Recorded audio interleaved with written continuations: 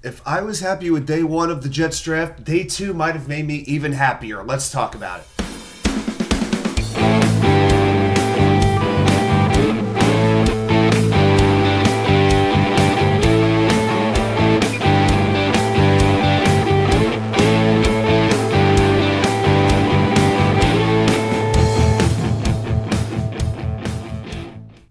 And well, welcome back to New York Sports WickerMedia. I'm YAC, Thank you, as always, for taking the time to watch these videos.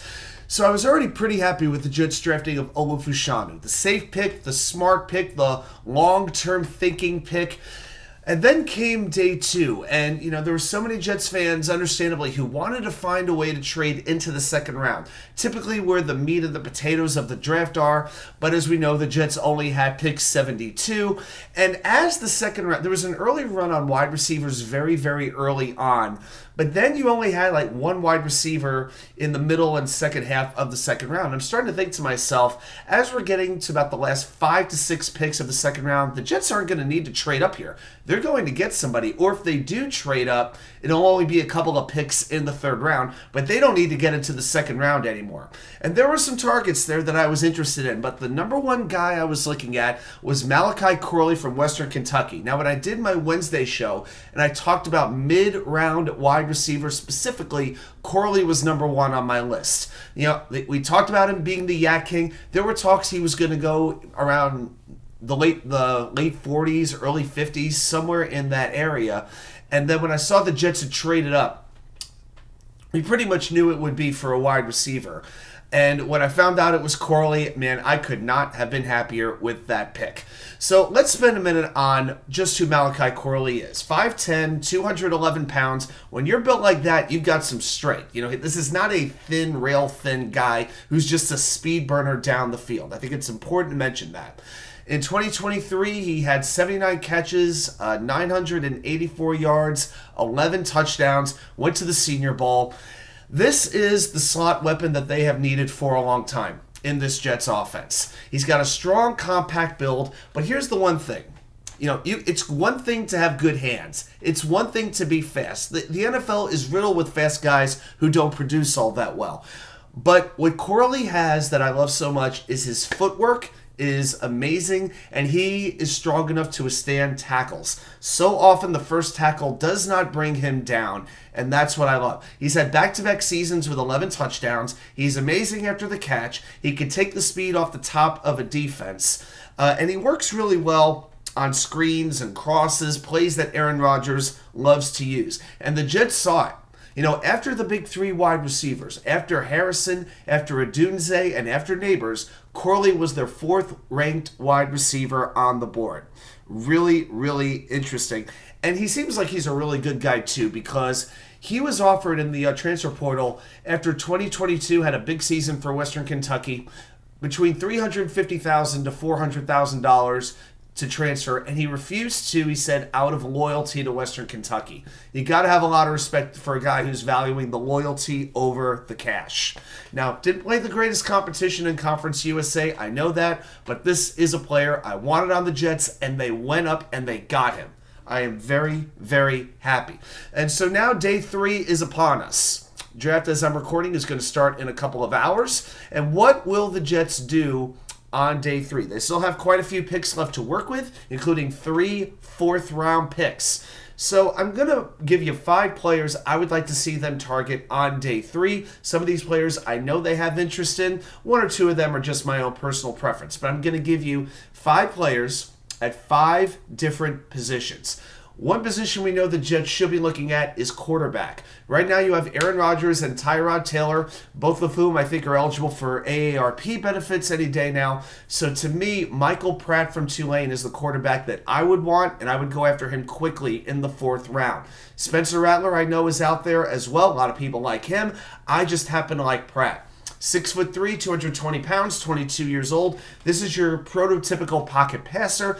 May not do much exceptionally well, but doesn't do anything badly. Very respected as a leader. I think has a very high floor. I'd say at the least he'll be an excellent backup. And at this point, You take that raw ability, and if he's learning behind somebody like Aaron Rodgers, and even Tyrod Taylor as well, that can only help him. Very intelligent, high football IQ, good arm strength, very, very good accuracy, and he's thrown for 21 touchdowns in each of his last 3 seasons.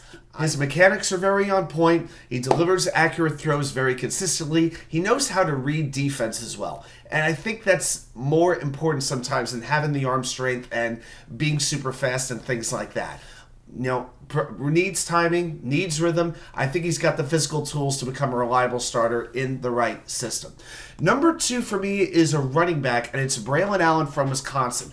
I want a running back who kind of complements Breece Hall. Right now, all the Jets have at running back is Breece Hall and Izzy Abanikanda, who didn't really see the field all that much. Very good speed with both of these running backs, great agility. I want a bulldozer. I want a running back who on 3rd and 1 can run right over the defense and basically knock them right off the ball. And Allen qualifies. 19 years old. So he's a really, really young guy, but 6'2", 245 pounds. He scored 35 touchdowns in 3 years at Wisconsin. Excellent on the goal line, great leg drive, super, super determined. But he still has light feet. He could still high step his way out of tackles. He's been used a little bit more in the passing game, had 28 catches last year. The biggest thing with him is he is a little bit fumble prone, but he's still young enough where that can be taught. He's had 9 fumbles in 3 years. So that's why, the running backs coach has got to work with him on that. I could see him being maybe the next Gus Turner or Gus Edwards or Michael Turner, that kind of a guy. And I thought Allen might go, but he hasn't yet. I think only 3 or 4 running backs have gone up to this point. But I think Braylon Allen is somebody that the Jets could target. The next player is Christian Boyd, defensive tackle from Northern Iowa. This might be somebody you could get a little bit later on, maybe with the 6th-round pick. 6'2", 320 pounds, run stuffer. Absolute run stuffer. Great play strength, great athleticism, quick first step, and plays with very, very good leverage. And he stays low to the ground. Plays with that flat back, so he really knows how to generate good leverage. High motor, takes good angle to ball carriers. Pretty decent pass rusher as well, but right now what he's got is that basic bull rush. And I think that's why he's projected to go a little bit lower than maybe his talent would warrant. But I could see him going maybe around 6th round.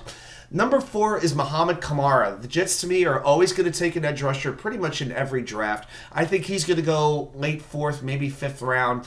Team captain of Colorado State. And Kamara has, in his college career, 30.5 sacks, 5 forced fumbles, 45.5 tackles for a loss. Super, super productive. 71 pressures last year. That's 2nd in all of college football. And a 19.6 pass rush win rate. Really, really good. Hard-charging player, great base strength. Sometimes can get a little bit over-aggressive, but hey, give me the over-aggressive player over somebody who, sometimes might take a play off, right? All right, so Muhammad Kamara is number 4. And number 5, I really think the Jets need to draft a safety. And the one I'm looking at is Jaden Hicks. There's a lot of safeties here I'm actually interested in, but Hicks is very versatile. 6'3", 212. I've seen him mocked to the Jets in several drafts. Very quick, can work downhill, can go sideline to sideline, takes good angles, does not shy away from contact, can play the box, can play center field. All of those things he could do well.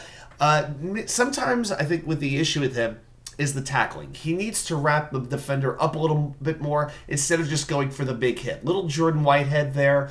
But very, very smart player, is often in the right place at the right time. I even saw a mock draft recently where he was going middle of the 2nd round, but he is still there to take on day 3 going into round 4. So there you go. Those are 5 players I'm interested in, but I'm very pleased with what the Jets are doing so far. Let's see if Trader Joe makes any moves. Maybe he moves up, maybe he moves down. I don't know, but if the Jets could come away with a player or 2 from this list, man, I would be thrilled. Well, let's see what happens today. Thanks, everybody, for watching, and I'll see you right back here with more content from you know where, the Wicker Chair.